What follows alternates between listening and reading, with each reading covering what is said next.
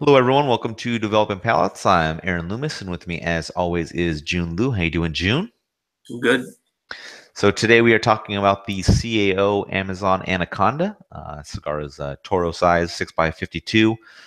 Comes out of the STG Esteli factory in Nicaragua. The wrapper is Brazilian Bahiano Habano Ligero. Binders from Nicaragua.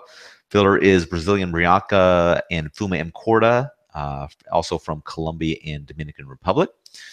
Blended by Rick Rodriguez. Price point is $10.49.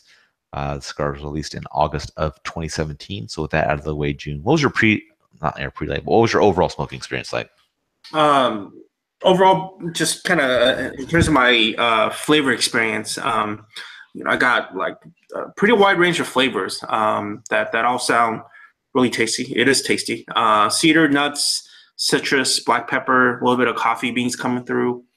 Retroline cigar is kind of where I started getting more the spice hits. So like black pepper.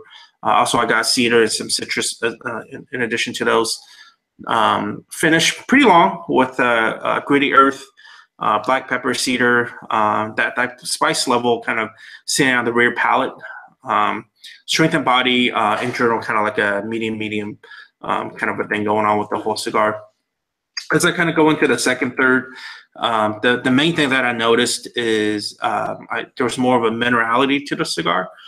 So like mineral mixed with like that gritty earthiness, as compared to like tasting some like the more nuanced, complex notes of like the nuttiness and the bready notes and things of that nature.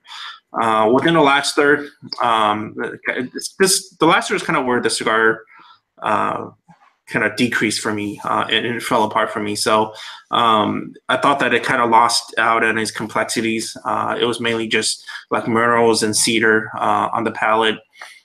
Started to kind of, strength wise, kind of get above medium as well. But other than that, I mean, there's just not much to it within the last third. So in terms of construction, I thought that the draw was really good.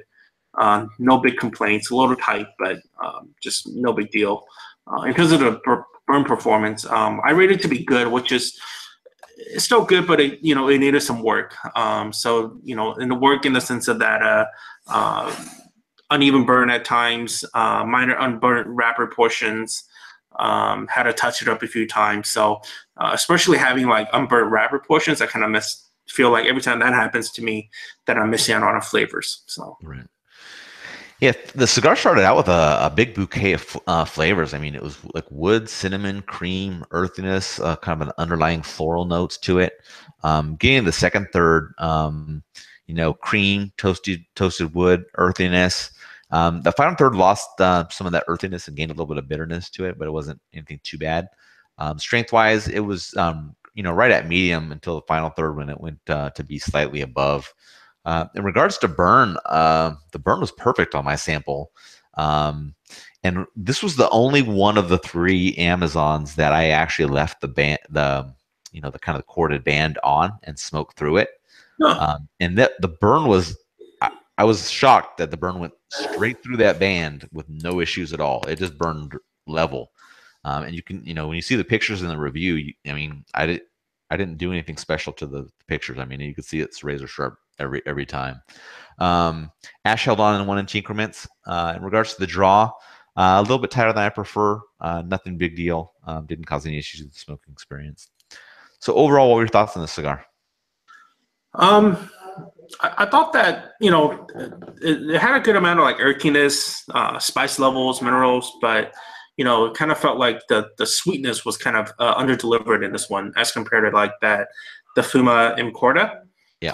And also by the time the cigar got to the final third, it just became really monotonous. It's just like spice, wood kind of a thing going on. And every time I get something like that, it just, I lose attention pretty fast. Right. I personally like the Fuma and Corda just because I love so much of that sweetness that the cigar delivered. But if you like more heavier earth spice driven cigar, give this Anaconda a try. Yeah, I thought the first third was really nice with the floral notes kind of mixed in with that cinnamon, the wood notes. A little bit of earthiness came in after that, and things just became a little bit less complex in each of the following thirds. Um, now that I've smoked the entire trilogy, June said he prefers the Fumim Corda. For me, I think the original Amazon Basin is the best one, and I think I'd probably go.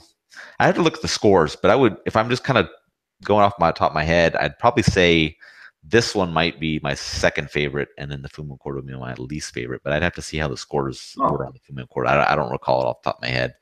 Um, I think if you liked Amazon Basin or Fumim Corda, this is a cigar you kind of have to just try because it's part of the trilogy. I mean, none of the cigars really venture far away from each other. They're all kind of have that same kind of a base to it. It just has some different kind of accompanying notes to it.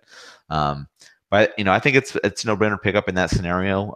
For me, construction was fantastic. Flavors were pretty good, so I'd smoke more of them. I wouldn't have any issues with that. So getting into the scores, I give it a 6.67. June, you give it a 6.47. How do you think it matches up with your experience? match as well. I mean, I think the last year is what really killed it for me. But like like I talked about a little earlier, it's not my favorite of the bunch, but it's still like I'm not going to turn it down if I had an opportunity again. Yeah. Yeah, my matches up the same, man. We scored the flavor the same. The only real difference was our construction scores. So that's why I'm, a little bit higher than you. I just had a much better burn than what you had. So I think that's kind of where we changed up. So, any other final thoughts from you on this one? Mm-mm. All right. If you're just catching this video on YouTube, be sure to subscribe to us. We'll also check out the full written review on the website, developingpalace.com. Be sure to follow us on all the social media channels, Facebook, Instagram, Twitter, and Google+. And you can catch all of our review recaps on podcasts, so iTunes, Google Play, and Podbean. Thank you for tuning in, and we will catch you on the next one.